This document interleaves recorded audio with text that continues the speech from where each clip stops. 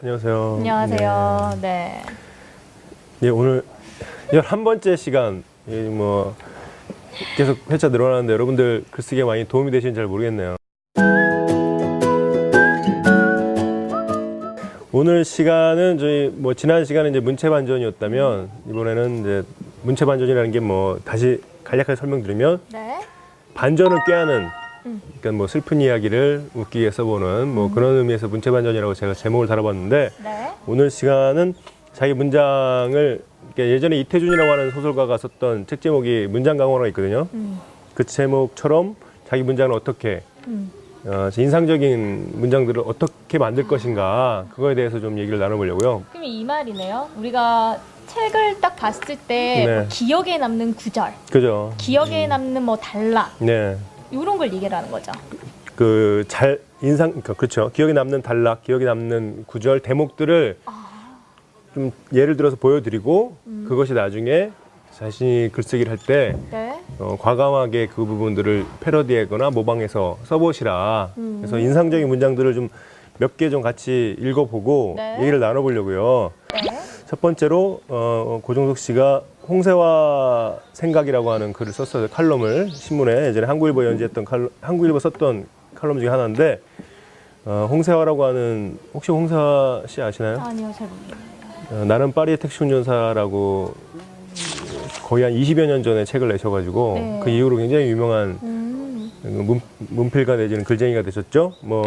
난민전 사건이라고 박정희 정권 때 난민전 사건으로 파리에 어쩔 수 없이 망명을 가가지고 파리에서 택시 운전을 하면서 네네. 생활을 꾸려갔던 그래서 그 얘기를 묶어가지고 나는 파리 택시 운전사라는 책을 썼고 그게 영국으로도 나오고 여러 가지 크게 히트 쳤었죠. 근데 이 고종석 씨가 파리의 특파원 내지는 통신원으로 가 있을 때 한겨레 신문사 다니면서 한겨레 신문사를 그만두고 파리로 건너가거든요. 그래서 거기서 두 분이 홍세화와 고종석 씨가 둘이 이제 가까워진 거예요. 그 이후에도 계속 우정을 이어가는데 나이 차이는 11살 정도 나지만 그때 자기가 봤던 홍세화에 대한 그러니까 한 사람이 한 사람에 대한 애정을 이렇게 우아하고 세련되게 표현할 수 있구나라고 하는 글로 저는 이제 이 글을 꼽고 싶은데 네. 한번 읽어볼게요. 나는 그가 이내 내 생애 속 깊숙이 들어오리라는 것을 예감했다. 그냥 예감했다가 아니라 예. 내 생애 속 깊숙이 들어오리라는 것을. 그러니까 어떤 이렇게 자기가 이 사람을 나중에 좋아하게 된다는 표현일 텐데 네네. 어쨌든 이걸 이렇게 좀 우아하게 표현하고 있고 중간에 이제 홍세화 씨와의 또 인연을 설한 다음에 자기가 이제 한국에 다시 돌아왔다가 다시 파리로 건너가거든요. 네. 아예 파리에 살고 싶어가지고 그러면서 파리에서 이제 같이 겪었던 얘기를 나눈 다음에 그 얘기 쓴 다음에 이렇게 묘사를 하죠. 에드거 앨런 포와 이상이 그렇게 선망하고도 끝내 가보지 못한 그 도시 파리를 얘기한 거예요. 그 네. 도시는 내게 보들레르와 벤야민과 해밍웨이와 샤르트르의 도시라기보다 홍세화의 도시였다. 너무 띄워준 거 아니에요? 그러니까 자기가 그만큼 이 사람에 대한 애정을 이렇게 자기한테 파리는 보들레르와 네네네네. 샤르트르와 그런 사람들의 도시가 아니라 홍세화의 도시였다. 이렇게 멋있다. 우아해요. 근데 되게 그러니까요. 멋있어요. 그래서 그 다음 단락이 다시 찾은 파리에서 그는 점점 말을 거는 쪽이 되었다. 둘 다 이제 수기가 없어가지고 네. 말을 못 건넸다는 거 앞에 그런 묘사가 돼 있거든요. 그는 나를 파리의 이 골목 저 구석으로 데리고 다니며 그 도시의 속살을 보여주었고 나는 좋은 학생이었다. 이 가로로 이렇게 표현하는 것도 굉장히 인상적인 문장인데 시장에서 물건을 고르는 법을 가르쳐 주었으며 이럴 때 이제 나는 형편없는 학생이었다. 가족 수당을 안 주려고 버티는 공무원을 어떻게 다뤄야 하는지도 알려주었다. 나는 그만하라. 그래서 저는 가장 이 칼럼에서 한 문장을 꼽자면 이 다음 문장이 될 텐데 그러나 나는 내가 그를 처음 만난 92년 9월 어느 날을 내 생애의 가장 큰 길일 가운데 하나로 치고 있다. 그러니까 그 사람을 처음 만난 그날이 자기 인생에서 몇 안 되는 길일이었다. 좋은 날이었다는 거예요.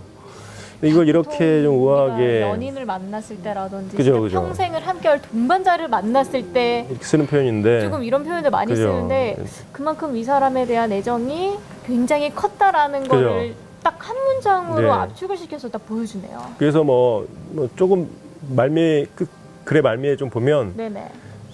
파리에서 그렇게 일주일에 두세 번씩 만났다가 홍세화 씨가 나중에 한국에 들어오거든요. 네. 그래서 저희 한겨레 신문사에 이제 기획위원으로 취직을 하시는데 망명객 신분에서 더 이상 이제 한국을 못 오다가 망명객 신분이 이제 그 해제가 돼가지고 한국에 영국 귀국을 하시는데 네.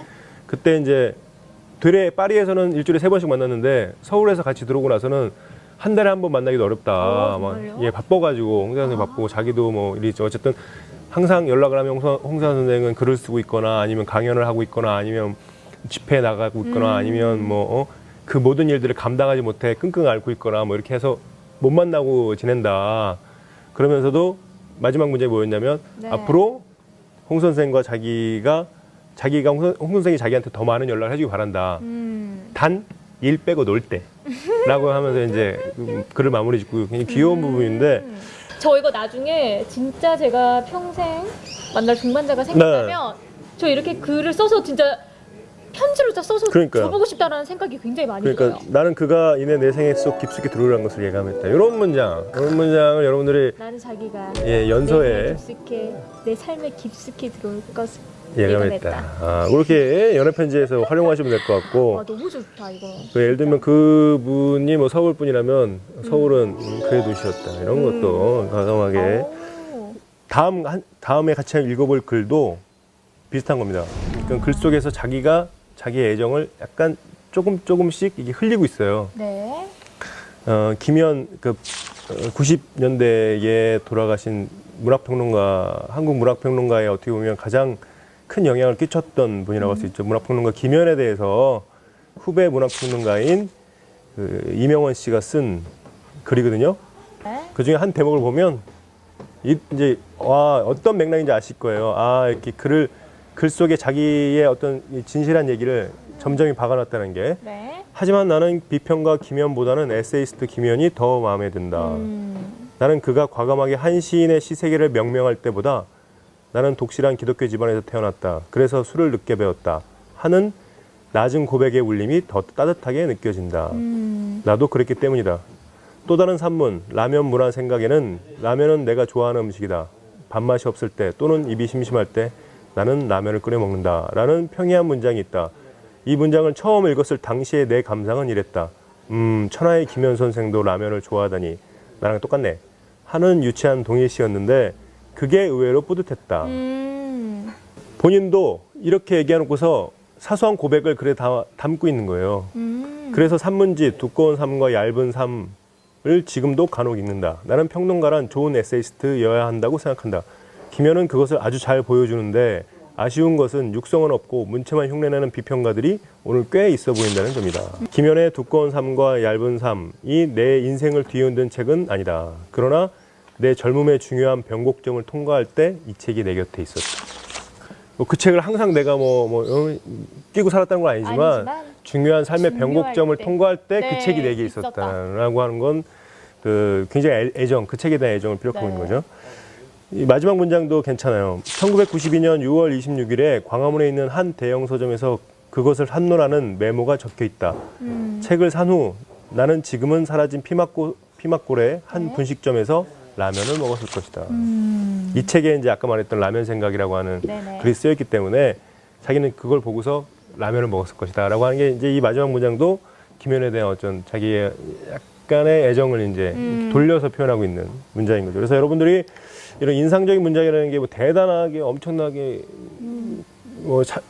하늘에서 어마어마한 문장을 쓰라는 게 아니라 자기가 자기의 마음을 솔직하게 약간 드러내는 중간중간에 아주 그렇다고 뭐 노골적으로 자기 마음을 드러내는 게 아니라 자기의 애정, 그 대상에 대한 애정을 아주 조금씩이라 점점이 문장 속에 넣어서 묘사할 때 그 글이 읽는 사람으로 하여금 더 약간의 더 깊은 감동을 줄 수 있다는 거죠.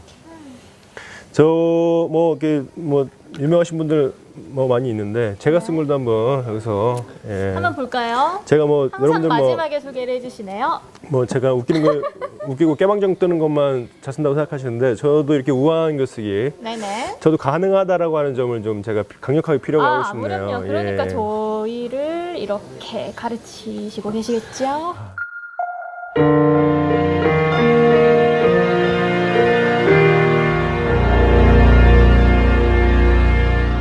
쓴 이 글은 그 신영복 선생이라고 네. 성공회대 교수를 지내셨고 뭐 그 나무야 감옥으로부터의 사색 뭐 한국 사회의 사상가라고 불렸던 그분이 이제 돌아가셨을 때 신영복 선생에 대해서 제가 쓴 부고 기사 그러니까 신영복 선생을 약간 이제 약간 기린다고 할까요? 네. 그런 내용으로 쓴 글인데 이런 거죠. 예를 들면 이런 부분을 좀 넣어야 한다는 거죠.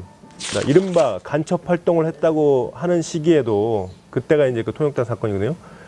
우연히 만난 아이들과 청구해라라고 하는 동아리를 만들어 말띠 맑은 우정을 나눈 일이나 투옥띠 대전교서도로 이감되면서 작성한 전향서에 대해 지금 다시 그때가 되더라도 전향서를 쓸 수밖에 없을 것이라고 말하는 대목을 보면 그에게 학교라는 게 이제 우리가 흔히 감옥을 학교 그죠? 얘기하는 거죠. 예, 학교는 애시당초 불필요했을 것도 같다.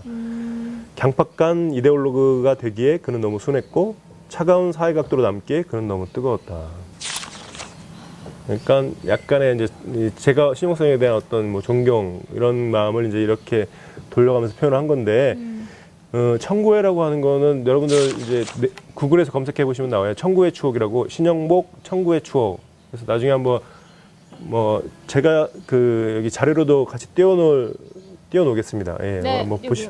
예, 나중에 보시면 되겠는데 이때가 뭐냐면 아까 그 통역당 사건으로 본인이 사형 선고를 받고 육군 교도소에 수감됐을 때거든요. 그러니까 사형 선고라는 게 언제 내가 죽을지 모르는 상황인데 그 이제 그 검거되기 전에 아까 이 청구회라고 하는 그 서울흥의 소풍을 갔다가 거기서 우연히 만난 아이들, 우연히 만난 아이들이에요. 한 저기 초등학교 저학년 아이들, 그 아이들과 친해진 거예요. 신영복 선생님이. 그래서 네. 그럼 우리 한 달에 한 번씩 만나자. 그래서 장충당공원 이런 데 만나가지고 같이 떡볶이도 사 먹고 같이 이런저런 얘기도 나눴던. 그랬는데 본인이 검거가 되면서 그 아이들과 약속을 못 지키잖아요. 이제 매달 못 만나잖아요.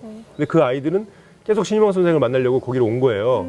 그 아이들에 대해서 미안해가지고 그 글로 청구의 추억이라고 해가지고 글로 남겨놓은 거예요. 근데 저는 그런 생각이 드는 거죠. 제가 만약에 사형 선고를 받아서 언제 죽을지 모르는데 그 아이들을 신경을 쓸 수 있을까? 그러니까요.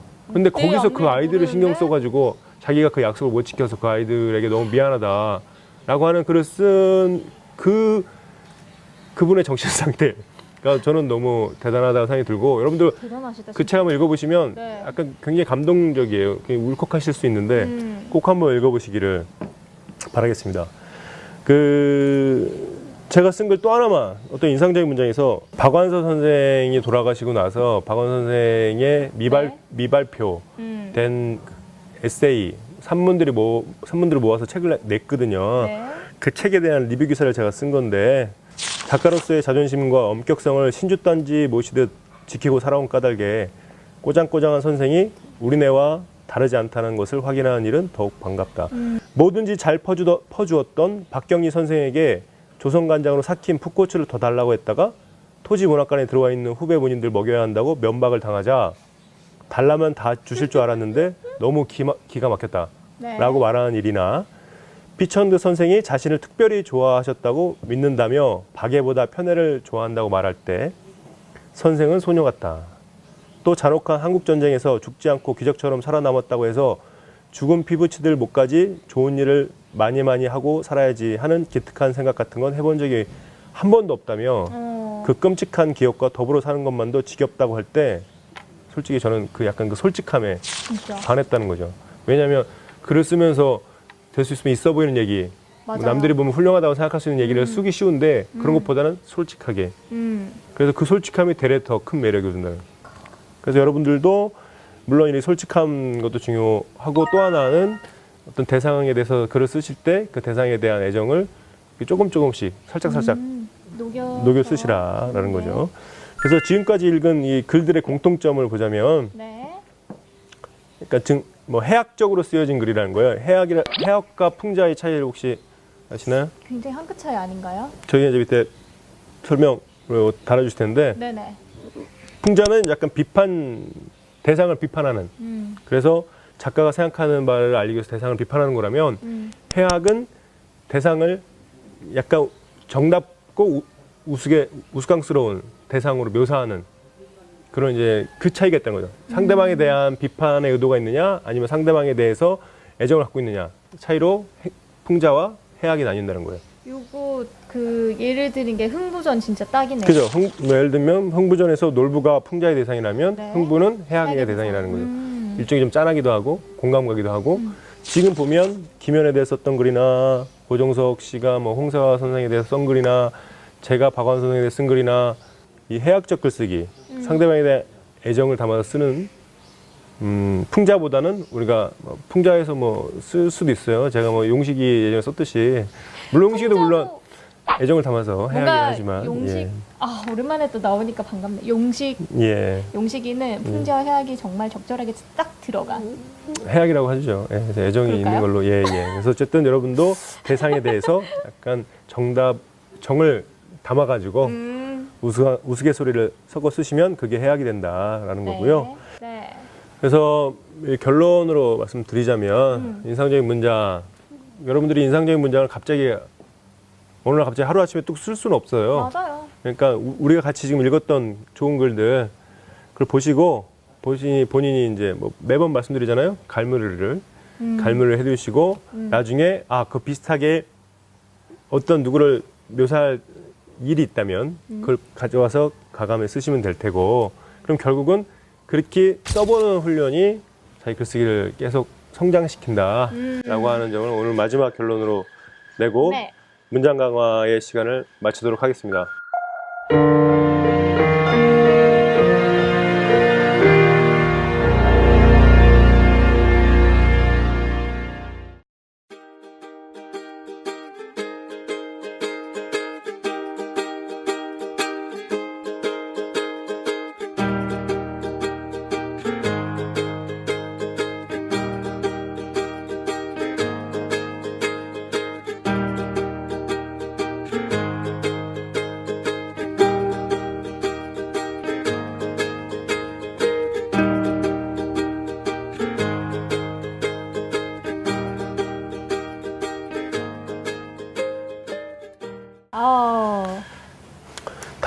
다음 시간 저희가 12강이 될 텐데요. 네.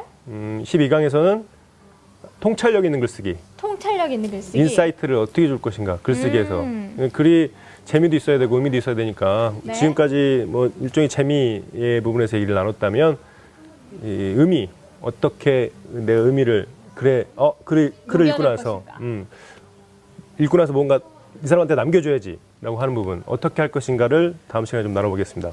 여러분 다음 시간 꼭 메모해 주세요. 메모.